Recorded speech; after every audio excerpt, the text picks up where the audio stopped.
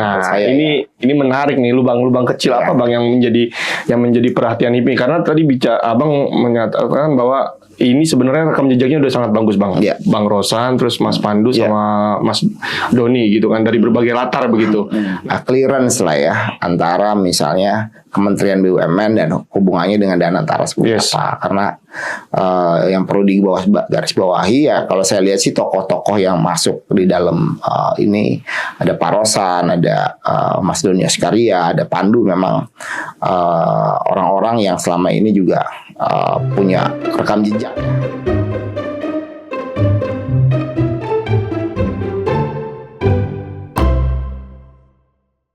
Oke, kembali lagi di channel Lapak Pajak. Kali ini bukan bicara pajak, kedatangan tamu istimewa yang sangat-sangat dinantikan oleh para penonton bukan bicara pajak, dan tema kali ini juga sangat istimewa, yaitu Danantara.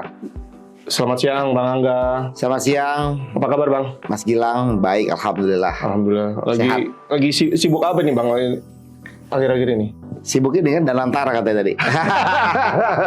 Harusnya, ini disclaimer aja, harusnya kita syuting kemarin ya Bang. Iya. Di syuting kemarin tiba-tiba Bang Angga bilang, izin Bang, ini kita dipanggil sama para presiden, langsung launching. Langsung aja hari pertama setelah launching, responnya seperti apa Bang Angga dari HIPMI? Pertama, ya kalau dari HIPMI ya tentunya responnya menyambut baik ya. Langkah yang dilakukan Pak Presiden untuk mengkonsolidasikan BUMN ya, untuk membuat suatu apa ya, boleh dibilang bukan private equity kali ya sebenarnya ya.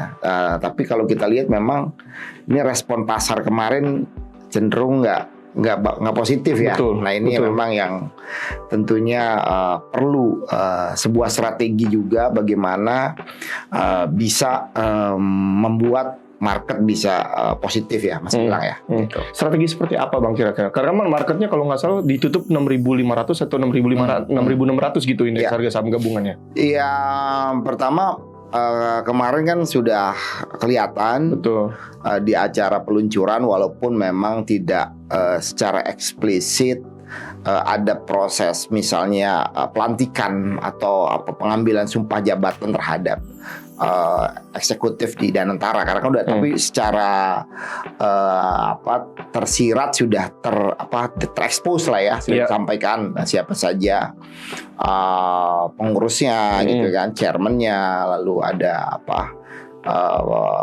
pengawasnya gitu kan, dan ada penasehat lah gitu. Nah mungkin yang diperlukan, harapan kami ya dari pelaku usaha di minggu-minggu ini Mas Gilang, mungkin ada paparan lah secara teknis dan detail langkah-langkah yang akan diambil oleh Danantara ya, seperti apa, sehingga market dan kita semua tentunya bisa mengetahui program-program apa dalam jangka pendek, menengah, dan jangka panjang yang akan dipaparkan oleh Danantara, karena kita hanya baru melihat sedikit clue-cluenya ya. Bertanya-tanya, karena kemarin kan informasinya yang gabung ke Danantara hanya sebagian besar saja. 7 ya Bang? 7 BUMN ya?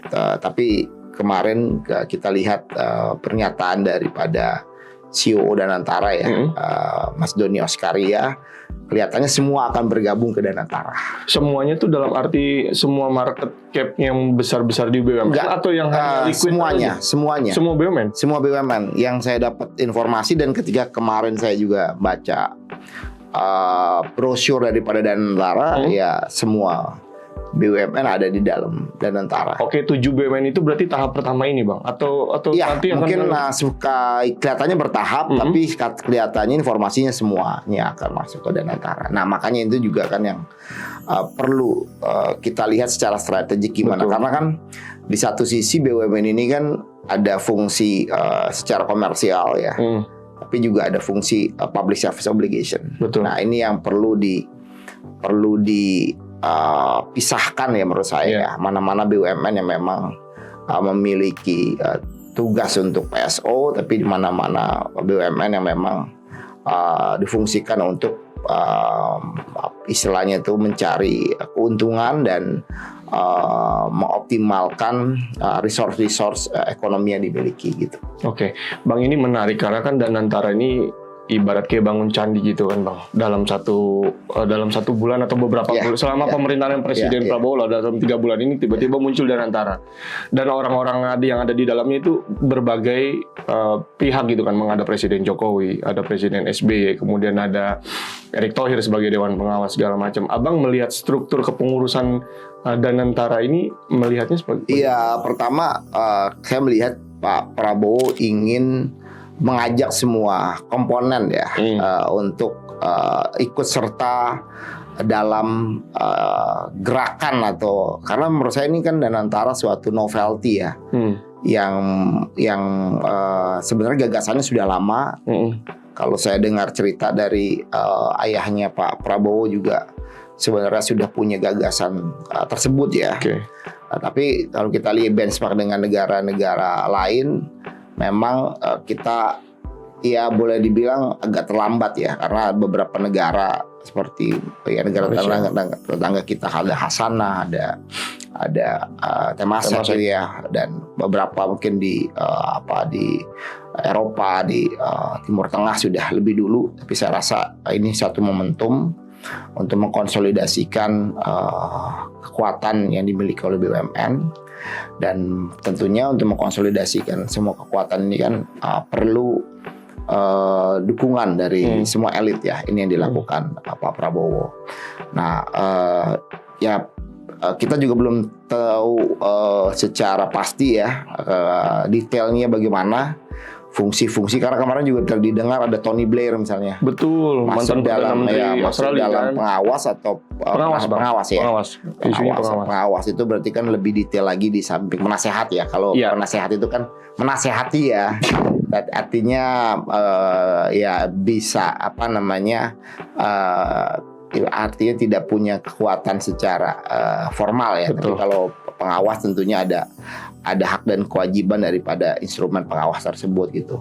Tapi di sisi lain yang memang menurut saya perlu perhatian adalah clearance lah ya, antara misalnya Kementerian BUMN dan hubungannya dengan Danantara seperti apa. Karena yang perlu garis bawahi ya, kalau saya lihat sih tokoh-tokoh yang masuk di dalam ini, ada Pak Rosan, ada Mas Doni Askaria, ada Pandu, memang orang-orang yang selama ini juga punya rekam jejak ya secara profesional di bidang investasi ya. Ya mungkin Mas Rosan yang sudah lebih senior, Pandu yang mungkin dalam 10 tahun terakhir, Mas Doni yang mungkin dalam konteks ini punya pengalaman di swasta dan BUMN. Jadi menurut saya nih orang-orang yang secara rekam jejak punya track record yang positif ya.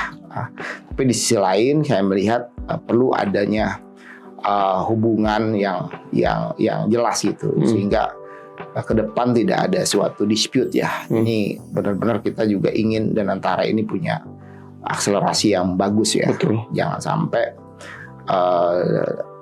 ada hubungan yang menurut saya masih sumir ya. Ya jujur aja ini perlu juga di-clearkan gitu. Contoh misalnya pengawasnya kan dari Kementerian BUMN, tapi posisi Mas Doni Askaria juga sebagai wamen juga. Wamen juga. Nah, ini kan perlu, maksudnya enggak ini perlu, artinya kita tahu ini kan bagian daripada kompromi ya dalam konteks penyusunan undang-undang. Tapi di sisi lain ya, kalau kita ingin memang ini bisa accelerate ya, hubungan-hubungan seperti ini perlu kita clearkan juga. Jangan sampai nanti ada konflik of interest, ada persoalan di ke depan. Hari kita sayang dengan Danantara ini sebagai suatu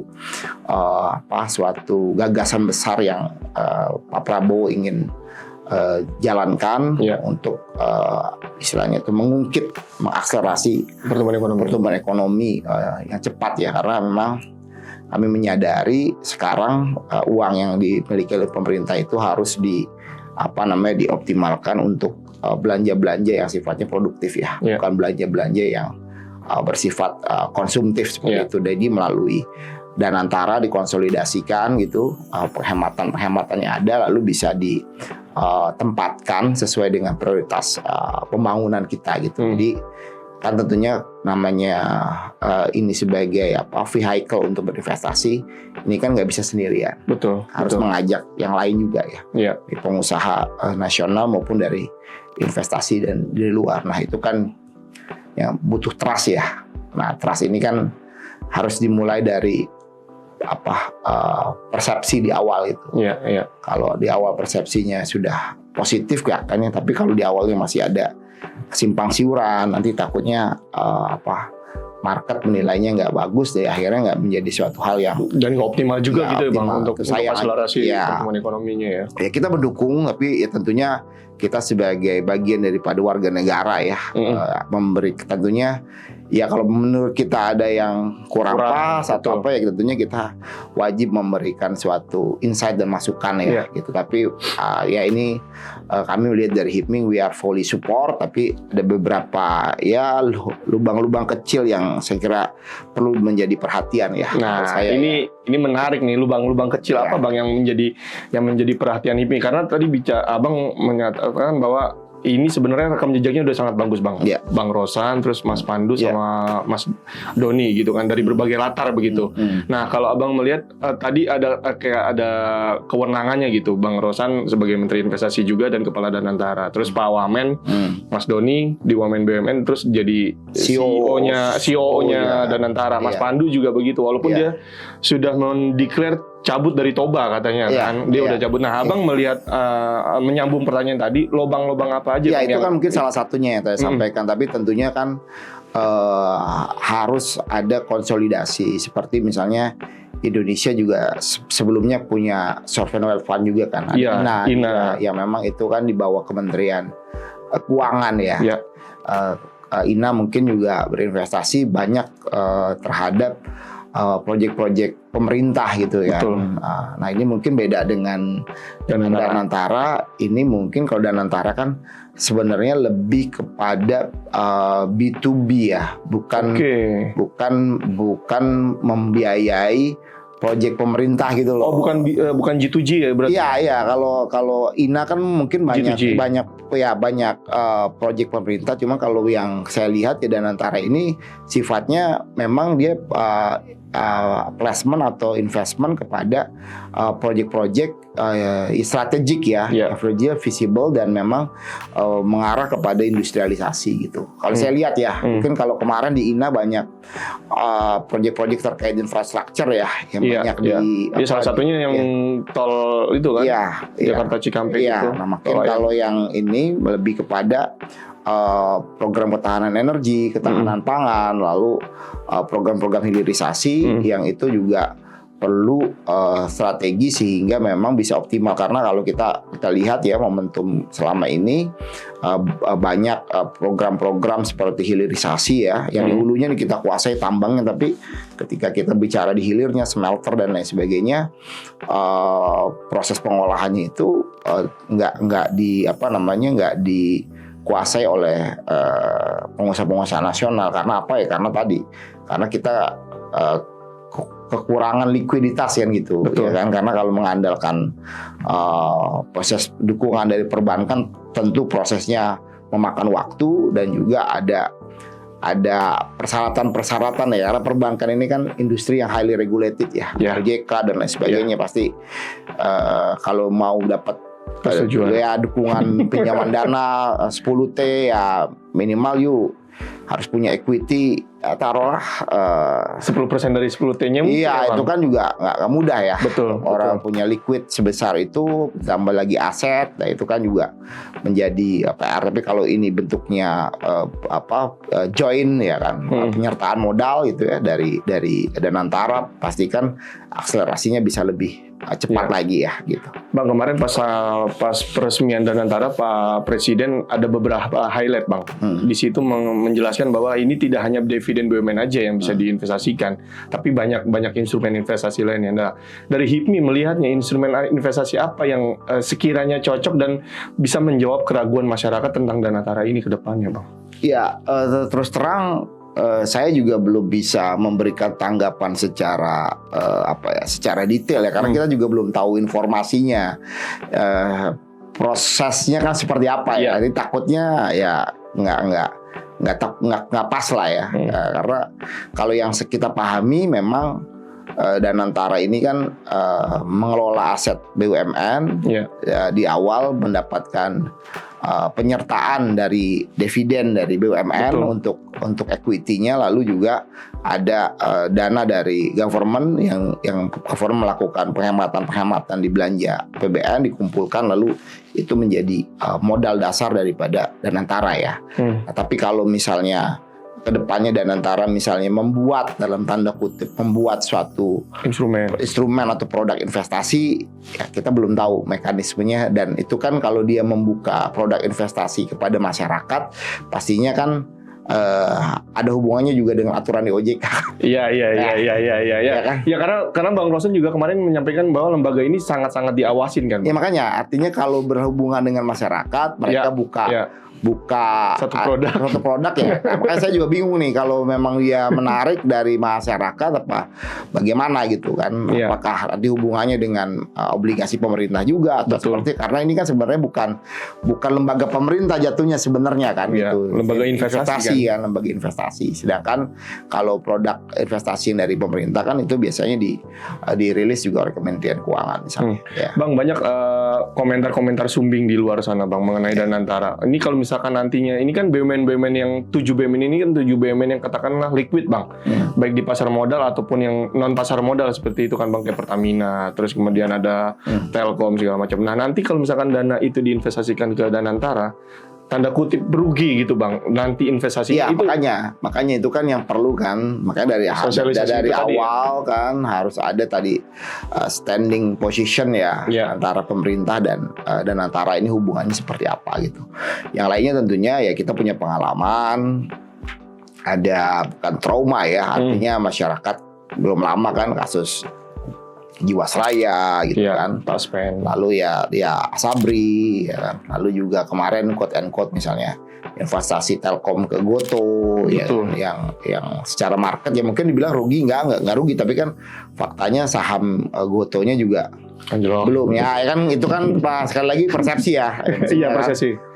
Nah itu kan artinya kita harus punya kehati-hatian, dan memang harapan saya juga konsolidasi yang sudah dilakukan ini investasinya itu pada memang sektor-sektor yang sektor strategis ya. Contohnya Bang? Ya misalnya sektor energi kita gitu kan. Kita mau membangun industrialisasi ya kita energinya harus firm gitu kan. Energi hijau kita gitu kan, kita kaya akan sumber daya energi yang berbasis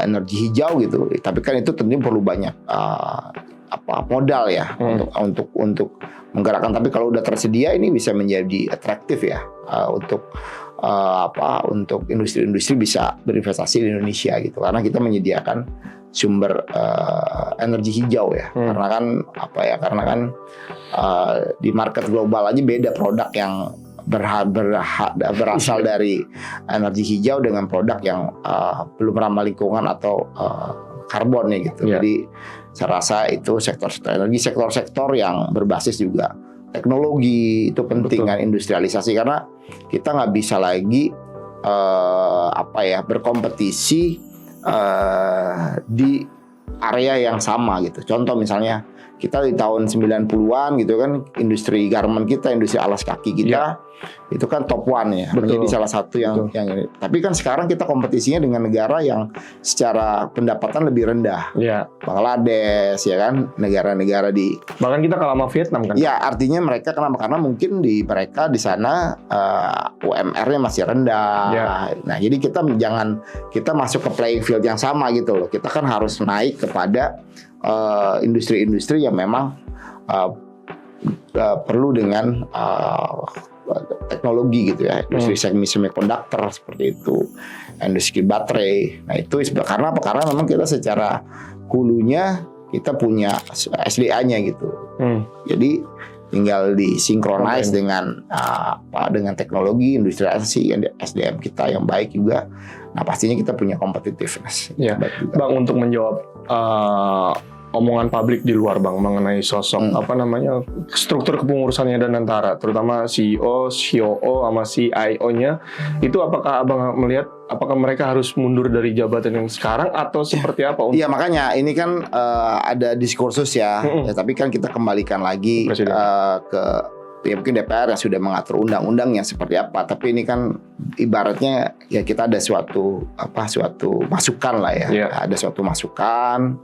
Ya bukan berarti harus ekstrem juga, tapi ini kan Betul. mohon dikaji lah gitu loh. Iya, iya, Mohon iya, dikaji ada seperti ini. Kan nanti market juga menilai gitu Iya, ya kan, iya, nanti persepsi seperti apa betul, gitu kan, betul. supaya ya kita benar-benar ya mau garantornya benar gaspol gitu loh, Betul, ya kan, betul. gaspol seperti itu. Oke, Bang, ngomongin Danantara tadi Abang menyebutkan bahwa untuk saat ini cuma 7, tapi nantinya akan ada semua Ya, aku BUMN. informasi dari Kemarin Mas Doni ya, Doni itu Askarya. nanti kewenangan BUMN sendiri seperti apa? Seperti kita tahu kalau misalkan ada RUPS pasti kan harus ada persetujuan dari kementerian. Nah, Untuk menunjukkan direksi atau komisaris harus ada persetujuan dari kementerian begitu kan. Nah, Ya. ini kalau misalkan semua digabung, wah itu menarik banget sih Bang, maksudnya. Iya, makanya ini kan yang kita juga mungkin kita tunggu peraturan pemerintah atau petunjuk yang lebih teknis ya. Iya. Ya, kalau sekarang ya saya juga belum bisa menanggapi mekanismenya seperti apa kan. Istilahnya kita mau merespon suatu hal yang secara aturan main juga kita belum tahu teknisnya ya. petunjuk seperti apa. Tapi menurut saya ya memang kedepannya memang harus ada fleksibilitas, Betul. harus ada responsif kecepatan juga gitu. Jangan sampai ya tadi ini badan usaha tapi birokrasinya melebihi badan usaha swasta gitu, jangan sampai seperti itu. Jadi harapan kami sebenarnya dengan Danantara ini ya kita punya respon dan kecepatan yang bisa lebih cepat lagi gitu. Nah, Bang tadi kan di dalam sambutan Presiden bahwa ini mimpinya kan sangat besar Bang. Ya. Untuk bisa masuk perusahaan-perusahaan BUMN ini masuk jajaran Fortune 500. Fortune 500. Nah, Bang melihat itu dengan adanya Danantara bisa untuk menuju ke situ, Bang. Ya, secara gagasan itu kan memang ini kan konsolidasi keuangan ya. Betul. Ibaratnya kalau kemarin kita ini ibaratnya investasi ini kita mencari investor dari luar, tapi dengan keberadaan Danantara ini kita ini punya dana gitu loh. Ya. Ya ibaratnya gini lah, ibaratnya 14.000 triliun. Iya, ibaratnya saya kepala keluarga gitu kan. Nah, selama ini saya ini kalau mau berinvestasi minjem sama tetangga gitu loh. Padahal saya ini punya anak-anak gitu lah ya, yang nah sekarang anak-anak itu yang kemarin megang asetnya sendiri sekarang kita Kumpulin ke bapaknya. Iya, konsolidasi kan. Simpelnya seperti itulah. Iya. Nah, dari sini kan dengan keberadaan konsolidasi yang besar ini kan kita kalau mau minjam atau bukan minjam, mau narik mereka, mau yuk kita kerjasama kan kita posisi tawarnya kan tinggi. Betul. Oh ternyata you punya modal lebih besar dari kita gitu kan. Iya, Nah, mereka kan juga akhirnya lebih mudah untuk atraktif gitu loh. Iya. Nah, simple thing-nya begitu. Itu artinya sistem pengelolaannya akan seperti itu nantinya ya, Bang. Ya secara umum lah, secara umumnya Nah, sistem pengelolaannya seperti itu. Nah, Bang, ini sebenarnya banyak banget Danantara kan komentar-komentar dari netizen, ada yang pro, ada yang enggak, Bang. Terutama keberadaan dengan mantan-mantan kepala negara gitu kan. Sebelum pelantikan ada SBY, ada Jokowi, terus ada Wapres juga semuanya hadir. Nah, untuk menjawab itu, Bang, keberadaan mantan kepala negara ini dari HIPMI melihatnya enggak, sebenarnya kalau pandangan kami adanya mantan kepala negara itu sangat bagus, sangat positif kan. Posisinya kan sebagai penasehat ya, wisdomnya gitu. Artinya mereka kan sudah pernah memimpin negara ini dengan berbagai macam tantangan yang ada, punya pengalaman. Nah, kan kita juga perlu tadi kan unsur kehati-hatian gitu kan. Jadi ya perlu wisdom dari mereka, perlu diajak bicara lah. Ya kita kan sama, kalau ada senior kita kan pasti minta pendapatnya. Benar. Pendapatnya, pengalamannya, kita mau begini. Misal Pak JK punya pengalaman, Pak Prof Mahfud, Prof Budiono. Nah ini saya rasa menjadi hal yang sangat penting kalau mereka bisa juga memberikan pandangannya ya seperti itu gitu. Tapi sekali lagi tadi terkait strategi rencana investasi ya benar-benar harus terbuka dan prudent ya. Iya. Dan sebenarnya juga kan ada pendapat nanti KPK, BPK tidak bisa Betul, mengawasi. Saya mengawasi rasa mereka. sih itu hal lain ya. Tapi kan secara publik apapun itu namanya perusahaan kan ya wajib untuk diaudit ya Iya. melalui lembaga kantor akuntan publik, dan Iya. itu ya ketika misalnya ada kejanggalan atau ditemukan penyelewengan ya itu pasti bisa dilakukan suatu investigasi kan. Iya. Seperti Dan itu. Pak Prabowo juga udah Iya, mengklaim kan, ini Saya rasa- terbuka. Iya, karena ini kan Mau apapun, uang rakyat. rakyat, uang negara. Jadi saya rasa hal ini perlu kita akan awasi ya, perlu kita berikan suatu monitoring ya. penguatan juga ya, artinya publik juga kan sekarang pengawasan publik kan yang lebih Kejam ya. Pak. lebih kuat lagi. Lebih Jadi kuat. ada indikasi ya, kita tentunya harus Iya. akselerasi lagi gitu. Oke, Bang, kolaborasi sama HIPMI nantinya akan seperti apa dan antara sama HIPMI, Bang? Ya Akan kita ada arah ke situ, Bang? ya Bang Rosan senior kami di HIPMI, beliau juga mantan ketua umum Kadin. Pastinya ya setiap langkah-langkah atau strategi yang baik beliau lakukan, pasti beliau selama ini ya memang selalu mengajak kita lah ya, baik dalam konteks misalnya ya mendapatkan masukan juga gitu ya, melakukan misalnya sosialisasi. Tapi kalau untuk hal-hal yang teknis terkait program ya sampai saat ini tentunya kami juga masih menunggu ya. Tapi ya dengan kemarin kita juga secara organisasi diundang oleh Pak Presiden gitu ya. Ya ini merupakan salah satu bentuk mengajak partisipasi publik ya. Oke. Bang, mungkin kedepannya dari HIPMI melihatnya Danantara ini selama 5 tahun kepemimpinan Prabowo Gibran, apakah akan bisa mendongkrak akselerasi pertumbuhan yang tadi kita sampaikan di... Iya, ibaratnya ini alatnya udah ada, toolsnya, tinggal kan dijalankan di akselerasi. Besar harapannya bukan saja kami, Pak Prabowo juga punya harapannya besar agar Danantara ini bisa berjalan dengan baik ya, sesuai dengan sesuai dengan tujuan didirikannya kan. Namanya juga kan Daya Anagata Nusantara ya kan. Ekonomi untuk masa depan gitu. Betul, Jadi memang ya cucu bicara Danantara ini kan bicara long term investment juga gitu loh. Nah, ini kan makanya ketika kita bicara long term investment itu kan diperlukan suatu trust ya, credibility, kepercayaan. Ibaratnya you mau naruh uang dalam jangka waktu yang panjang kan, you punya harapan uang yang you taruh, investasi yang you tanam 5 atau 10 tahun itu kan bisa kamu ambil ininya. Kalau enggak kan gimana orang mau percaya? Nah, makanya kan dibutuhkan saya lihat ya roadmap lah ya roadmap, dan misalnya orang-orang yang ada di eksekutifnya juga saya lihat kan memang punya portofolio di sana profesional gitu. Tapi di sisi lain tadi kan ada loop-loop yang tadi yang juga kita udah berikan masukan ya. Mudah-mudahan ini bisa didengarkan dan ini bisa diberikan suatu respon gitu ya, dan ya nanti kita kembalikan juga nanti ke market, bagaimana market juga bisa menilai hal ini gitu. Betul. Oke Bang, sebelum kita tutup podcast hari ini, mungkin kata-kata Bang soal Danantara terakhir dari Bang Angga, kata-kata dari Danantara itu wujud daripada mimpi bangsa Indonesia untuk menjadi bangsa yang besar gitu. Di sisi lain kita lihat tantangan ekonomi global juga tidak mudah. Makanya kita perlu peningkatan kapasitas, terutama juga sumber daya manusia kita. Ya, kita apresiasi pemerintah yang sudah bekerja keras ya dalam 4 bulan terakhir. Betul. Pemerintahan Pak Prabowo ini banyak kejutan-kejutan ya. Saya percaya apalagi saya ini boleh dibilang loyalis lah ya Pak Prabowo ya. Dari saya lulus kuliah, saya melihat beliau adalah orang yang punya visi dan mimpi besar ya, mimpi besar terhadap bangsa ini, punya kapasitas intelektual gitu. Yang mudah-mudahan mimpi yang beliau lakukan, dia sekarang memegang tongkat pemimpinan gitu, itu bisa beliau akselerasikan dengan baik ya.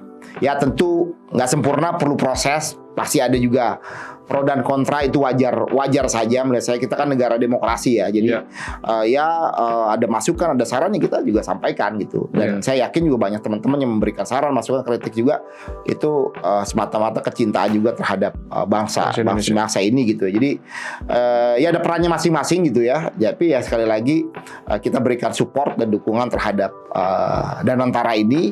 Mudah-mudahan Danantara mampu mengakselerasikan semua komponen yang dimiliki bangsa ini, konsolidasi aset BUMN, dan tadi bisa mempercepat Indonesia tumbuh menjadi negara yang maju, modern ya, negara berbasis industri, membuka lapangan pekerjaan, karena itu tentu PR sekarang ini adalah job creation menjadi PR utama kita, karena kita juga masuk dalam bonus demografi. Iya, 2045 ya. Iya, itu nggak lama lagi, 20 tahun ke depan. Tapi ya jendelanya ini ya di sekarang gitu ya, di 5 tahun ke depan ini ya. Jadi kita harus fokus benar-benar bekerja keras, berkolaborasi ya. Tapi tentunya juga penting untuk kita membuat stabilitas juga, karena nggak ada negara yang bisa maju, bisa accelerate kalau negaranya tidak dalam kondisi yang stabil. Siap, terima kasih Bang Angga Wira, Sekjen BPP HIPMI telah hadir di podcast Bukan Bicara Pajak. Semoga apa yang kita sampaikan, apa yang HIPMI usulkan mengenai lobang-lobang kecil yang tadi itu ya Bang, bisa didengar sama Pak Rosan dan teman-teman, Pak Doni, terus Mas Pandu, terus Pak Erick Thohir, Bu Menkyu, sama Pak Mulyaman Haddad.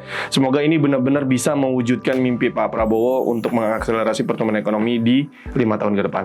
Terima kasih Bang Angga Wira. Sampai ketemu. Sehat-sehat terus Bang. Ini banyak kejutan-kejutan ya. Saya percaya apalagi saya ini boleh dibilang loyalis lah ya Pak Prabowo ya. Maksudnya dari saya lulus kuliah, saya melihat beliau adalah orang yang punya visi dan mimpi besar ya Bang. Mimpi besar terhadap bangsa ini, punya kapasitas intelektual gitu. Yang mudah-mudahan mimpi yang beliau lakukan, dia sekarang memegang tongkat pemimpinan gitu, itu bisa beliau akselerasikan dengan baik ya. Ya tentu nggak sempurna, perlu proses, pasti ada juga pro dan kontra, itu wajar saja menurut saya. Kita kan negara demokrasi ya, jadi ada masukan, ada saran yang kita juga sampaikan gitu. Dan saya yakin juga banyak teman-teman yang memberikan saran, masukan, kritik juga itu semata-mata kecintaan juga terhadap bangsa ini gitu. Jadi ya ada perannya masing-masing gitu ya. Tapi ya sekali lagi kita berikan support dan dukungan terhadap Danantara ini. Mudah-mudahan Danantara mampu mengakselerasikan semua komponen yang dimiliki bangsa ini, konsolidasi aset BUMN, dan tadi bisa mempercepat Indonesia tumbuh menjadi negara yang maju, modern ya, negara berbasis industri, membuka lapangan pekerjaan, karena itu tentu PR sekarang ini adalah job creation menjadi PR utama kita, karena kita juga masuk dalam bonus demografi. Iya, 2045 ya. Iya, itu nggak lama lagi, 20 tahun ke depan. Tapi ya jendelanya ini ya di sekarang gitu ya, di 5 tahun ke depan ini ya. Jadi kita harus fokus benar-benar bekerja keras, berkolaborasi ya. Tapi tentunya juga penting untuk kita membuat stabilitas juga, karena nggak ada negara yang bisa maju, bisa accelerate kalau negaranya tidak dalam kondisi yang stabil. Siap, terima kasih Bang Angga Wira, Sekjen BPP HIPMI telah hadir di podcast Bukan Bicara Pajak. Semoga apa yang kita sampaikan, apa yang HIPMI usulkan mengenai lobang-lobang kecil yang tadi itu ya Bang, bisa didengar sama Pak Rosan dan teman-teman, Pak Doni, terus Mas Pandu, terus Pak Erick Thohir, Bu Menkyu, sama Pak Mulyaman Haddad. Semoga ini benar-benar bisa mewujudkan mimpi Pak Prabowo untuk mengakselerasi pertumbuhan ekonomi di 5 tahun ke depan. Terima kasih Bang Angga Wira. Sampai ketemu. Sehat-sehat terus Bang. Salam.